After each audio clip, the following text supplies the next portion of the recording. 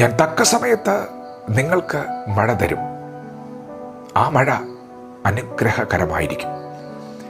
ദൈവത്തിൻ്റെ മാറ്റമില്ലാത്ത വചനം ശ്രദ്ധിക്കുന്ന പ്രിയപ്പെട്ടവരെ, നമ്മെ സ്നേഹിക്കുന്ന ദൈവം, നമുക്ക് വേണ്ടി വിചാരപ്പെടുന്ന ദൈവം, നമുക്ക് വേണ്ടി കരുതുന്ന ദൈവം, നാം ഈ ഭൂമിയിൽ ജനിക്കുന്നതിന് മുൻപ്, ലോകസ്ഥാപനത്തിന് മുൻപ് നമ്മെ രക്ഷിക്കുവാൻ പുത്രനെ ഒരുക്കി വെച്ച് നാം ജനിക്കുന്നതിന് മുൻപ് തന്നെ നമുക്ക് വേണ്ട രക്ഷ ഒരുക്കിയ ദൈവം, നമ്മെ അനുഗ്രഹിക്കുന്ന ദൈവം ഇന്ന് പകൽ നമ്മോട് പറയുന്നു, ഞാൻ തക്ക സമയത്ത് നിങ്ങൾക്ക് മഴ തരും.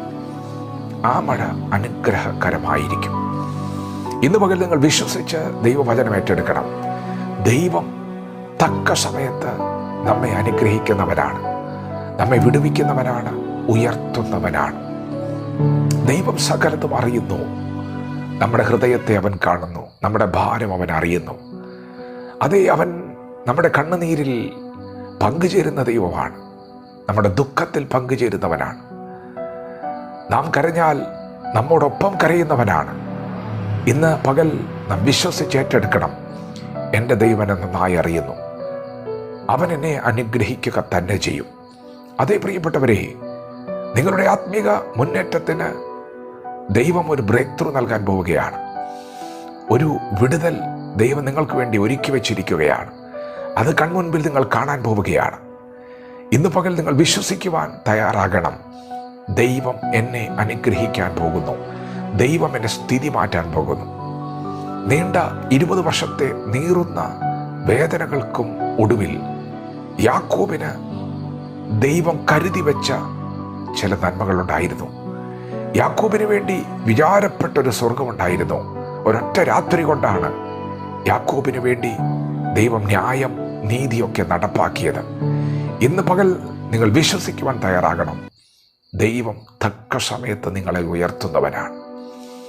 എന്നാൽ ഇന്ന് പകൽ നാം തിരിച്ചറിയണം, ദൈവത്തിൻ്റെ കൽപ്പനകളെ പ്രമാണിക്കുമ്പോഴാണ് ദൈവം നന്മ തരുന്നത്.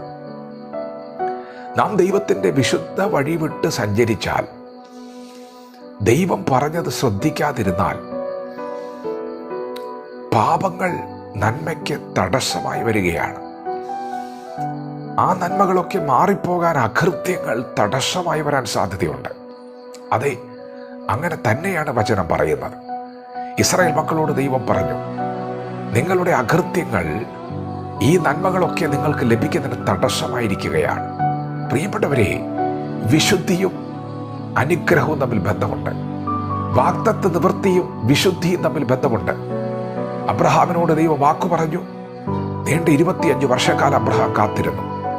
അബ്രഹാമിന് 99 വയസ്സായപ്പോൾ ദൈവം അബ്രഹാമിനോട് പറഞ്ഞു, ഞാൻ സർവശക്തിയുള്ള ദൈവമാണ്. ഞാൻ നിന്നോട് പറഞ്ഞത് നിവർത്തിപ്പാൻ ഞാൻ സർവശക്തനാണ്. നിന്റെ പ്രായം 99 ആണേലും എനിക്ക് വിഷയമല്ല, എന്നെ കൊണ്ടത് കഴിയും. ഞാൻ സർവശക്തനാണ്. എന്നാൽ എനിക്ക് നിന്നോടൊരു കാര്യം പറയാനുണ്ട്.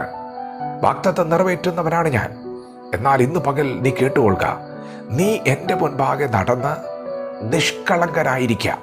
പ്രിയപ്പെട്ടവരെ, നാം ദൈവത്തിൻ്റെ വഴിയിലൂടെ നടക്കുമ്പോഴാണ് ദൈവം നമുക്ക് മഴ തരാൻ പോകുന്നത്. ആത്മീകമായും ഭൗതികമായും തലമുറകളുടെ വിഷയത്തിന്മേലെല്ലാം ഒരു അനുഗ്രഹം വെളിപ്പെടാൻ പോകുമ്പോൾ ദൈവം നമ്മോട് പറയുന്നു, നീ വചനത്തിൻ്റെ വഴിയിലൂടെ സഞ്ചരിക്കുവാൻ തയ്യാറാകണം. ദൈവത്തിൻ്റെ ഇഷ്ടങ്ങളെ തിരിച്ചറിയാൻ തയ്യാറാകണം. പ്രമാണപ്രകാരം ജീവിക്കുവാൻ ഇന്ന് പകൽ ഉടമ്പടി ചെയ്യണം, മനസ്സ് വയ്ക്കണം. അതെ, ദൈവം നമ്മെ സഹായിക്കാൻ പോവുകയാണ്. ദൈവം നമ്മെ അനുഗ്രഹിക്കുവാൻ പോവുകയാണ്. അതത് സമയത്ത് നമുക്ക് വേണ്ട നന്മകളെ അവൻ കരുതി വച്ചിട്ടുണ്ട്. അത് വെളിപ്പെടാൻ പോവുകയാണ്. വിശ്വാസത്തോടെ വചനത്തെ ഏറ്റെടുക്കാം. ദൈവം നമ്മെ ഓരോരുത്തരെയും ഈ പകൽ അനുഗ്രഹിക്കുമാറാകട്ടെ. ആമേൻ.